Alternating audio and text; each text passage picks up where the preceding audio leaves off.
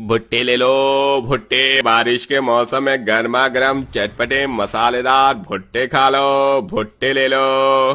पीहू वो देखो आज भी भुट्टे वाले अंकल आए। मेरा तो भुट्टे खाने का बहुत मन कर रहा है। जब से बारिश के मौसम शुरू हुआ है तब से हमने एक बार भी भुट्टा नहीं खाया है। सभी बच्चे उनसे भुट्टा लेकर खा रहे। चलो हम भी चलते हैं। अपने घर के आंगन में खेल रहे कार्तिक पीहू भागे भागे भुट्टे वाले के पास जाते हैं। अंकल अंकल हमें भी भुट्टा दो ना, और हाँ मसाला ज्यादा लगाना। ये लो। दोनों बहन भाई भुट्टा लेकर खाने लगते हैं कि तभी भुट्टे वाला, लाओ बच्चों 20 रुपए दो। लेकिन अंकल हमारे पास तो 1 रुपए भी नहीं है। क्या पैसे नहीं है? पास में जब तुम्हारे पैसे नहीं है तो मेरे भुट्टे क्यों खाए? किसके बच्चे हैं ये? न जाने कैसे संस्कार दिए हैं इनके माँ बाप ने इन्हें। इतना कहकर वो भुट्टे वाला दोनों बच्चों को जमीन पर धक्का दे देता है। दोनों बच्चों के चिल्लाने की आवाज सुनकर उनकी माँ प्रेरणा भागी भागी उनके पास आती है। अरे बच्चों तुम दोनों गिर कैसे गए? कहीं चोट तो नहीं लगी ना? मैंने गिराया इन दोनों को। जब पैसे नहीं होते तो बच्चों की जुबान पर लगाम लगाना नहीं आता क्या तुम्हें? 20 रुपए के भुट्टे खा गए मेरे, अब कौन देगा इन्हें? वो भुट्टे वाला प्रेरणा की काफी बेइज्जती करता है, जिसके चलते आसपास मौजूद सभी लोग प्रेरणा को देखकर हंसने लगते हैं। प्रेरणा अपने दोनों बच्चों को लेती है और घर के अंदर चली जाती है। अपनी माँ की आंखों में आंसू देख दोनों बच्चे, हमारी वजह से उन अंकल ने आपको इतना डांटा ना, हमें माफ कर दो। अब अगली बार से ऐसी कोई भी चीज लेकर नहीं खाएंगे। नहीं मेरे बच्चों, भला तुम मुझसे क्यों माफी मांग रहे हो? मैंने आज तक तुम दोनों को खिलाया ही क्या है?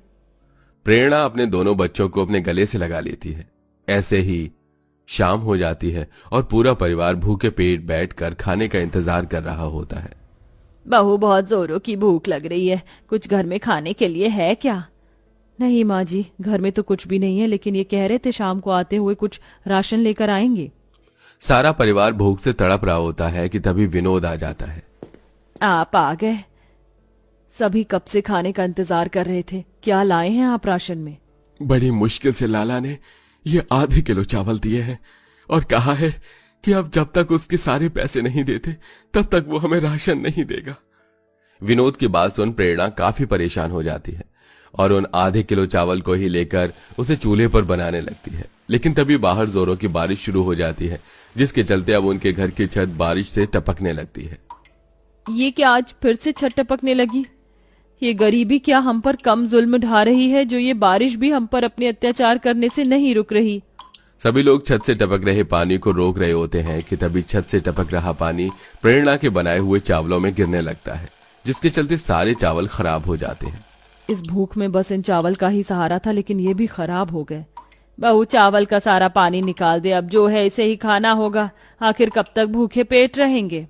बेचारी प्रेरणा चावल के अंदर से सारा पानी निकाल देती है और उन चावलों को सारा परिवार नमक के साथ खाकर आधे भरे पेट के साथ ही सो जाता है। प्रेरणा के परिवार की हालत शुरू से ही ऐसी नहीं थी। विनोद अच्छी खासी खेती करता था और पूरा परिवार साल भर बिना किसी परेशानी के पेट भरकर खाना खाता था। लेकिन इस साल हुई जोरदार बारिश की वजह से विनोद की सारी खेती खराब हो जाती है, जिसके चलते अब पूरे परिवार को इस बारिश के मौसम में भुखमरी से गुजरना पड़ता है। श्रेया इस वक्त कहाँ जा रही हो? भाभी मेरी सहेली है ना नताशा, उसकी मेहंदी की रस्म है तो वहीं जा रही हूँ, थोड़ी देर में आ जाऊंगी। श्रेया अपनी सहेली की मेहंदी की रस्म में जाती है। श्रेया की सहेली नताशा काफी ज्यादा अमीर होती है, जिसके चलते मेहंदी के रस्म में भी काफी तरह के खाने पीने की चीजें होती हैं, जिसे देख श्रेया को अपना भूखा परिवार याद आ जाता है और वो चुपके से जाकर खाने के काउंटर से थोड़ा खाना चुराकर पन्नी के अंदर रखने लगती है। लेकिन ये सब नताशा और उसकी सहेलियां देख लेती हैं। ये क्या नताशा, तूने अपनी मेहंदी की रस्म में किन फटीचरों को भी बुलाया है? तेरी वजह से इन सभी के सामने मेरी इतनी बेइज्जती हुई, तुझे शर्म नहीं आई मेरी मेहंदी की रस्म का खाना चोरी करते हुए? अब खड़ी खड़ी शक्ल क्या देख रही है? दफा हो यहाँ से। नताशा श्रेया की एक नहीं सुनती और उसे धक्के मारकर अपने घर से निकाल देती है। वहीं पूरा परिवार दिन पर दिन भूख से भिलकता ही जा रहा था, जिसे देख प्रेरणा काफी परेशान होती है और रोज की तरह पानी भरने के लिए नदी किनारे जाती है। पानी भर प्रेरणा आज घर लौटने की बजाय जंगल के अंदर चली जाती है और एक चट्टान पर बैठ जाती है कि तभी प्रेरणा को बीच जंगल में एक बहुत बड़ा कद्दू रखा दिखाई देता है। ये इस बीच जंगल में इतना बड़ा कद्दू क्या कर रहा है? लगता है कोई इसे यहाँ छोड़ गया। एक काम करती हूँ, इसे ले जाती हूँ, कम से कम अपने परिवार को कद्दू की सब्जी बनाकर ही खिला दूंगी। प्रेरणा उस बड़े से कद्दू को सिर पर रखती है और पानी का मटका लिए जल्दी से घर ले आती है। प्रेरणा जैसे ही चाकू से उस कद्दू के 2 हिस्से करती है तो उसके अंदर से एक सुनहरी रोशनी निकलती है और उसी के साथ पूरे परिवार के सामने एक सुंदर सी परी प्रकट हो जाती है, जिसे देख पूरा परिवार काफी हैरान होता है। कौन हो तुम? तुम क्या कोई चुड़ैल हो? तुम इस कद्दू के अंदर से कैसे निकली? बोलो कौन हो तुम? देखो हमारे परिवार को कुछ नुकसान मत पहुंचाना, हमें छोड़ दो और चली जाओ यहाँ से। आप लोग मुझसे घबरा क्यों रहे हैं? मैं एक परी हूँ और मैं आप लोगों को कोई नुकसान नहीं पहुँचाऊंगी, बल्कि मैं तो आप सबकी शुक्रगुजार हूँ। एक जादूगर ने अपने काले जादू से मुझे इस कद्दू के अंदर बंद कर दिया था, लेकिन आपने इस कद्दू को काट कर मुझे इस जादू से आजाद कर दिया। इसके लिए अब जो भी कुछ मांगना चाहो मैं वो आपको दे सकती हूँ। परी इतना बोलती है कि तभी उस परी की नजर उस पूरे गरीब परिवार के टूटे हुए मकान और छत से टपक रहे बारिश के पानी पर जाती है, जिसे देख परी जादुई छड़ी से उस टूटे फूटे मकान को एक सुंदर मकान में बदल देती है। देखिए मैंने आपका घर कितना अच्छा बना दिया, बताइए मैं आपके लिए और क्या कर सकती हूँ? सच में ये घर बहुत सुंदर लग रहा है, लेकिन इसे देखकर हमारा पेट तो नहीं भर सकता ना।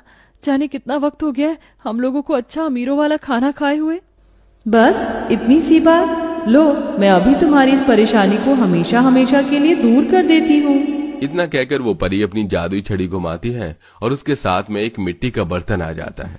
ये लो, ये जादुई मिट्टी का बर्तन है। तुम जब भी चाहो इस जादुई बर्तन से जादुई खाना मांग सकती हो और अब तुम्हारा परिवार कभी भी भूखा नहीं रहेगा। इतना कहकर वो परी वहां से गायब हो जाती है, जिसे देख अब सब लोग, अगर वो परी सही कह रही है तो जल्दी से मेरे लिए इससे पनीर और प्याज के पकौड़े भी, और मेरे लिए इससे राजमा चावल मंगाना।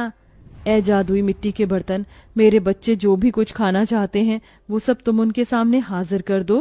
प्रेरणा के इतना बोलते ही उस जादुई मिट्टी के बर्तन के अंदर से सुनहरी रोशनी निकलती है और दोनों बच्चों के सामने उनकी मनपसंद खाने की चीज आ जाती है, जिसे देख सभी लोग काफी खुश होते हैं।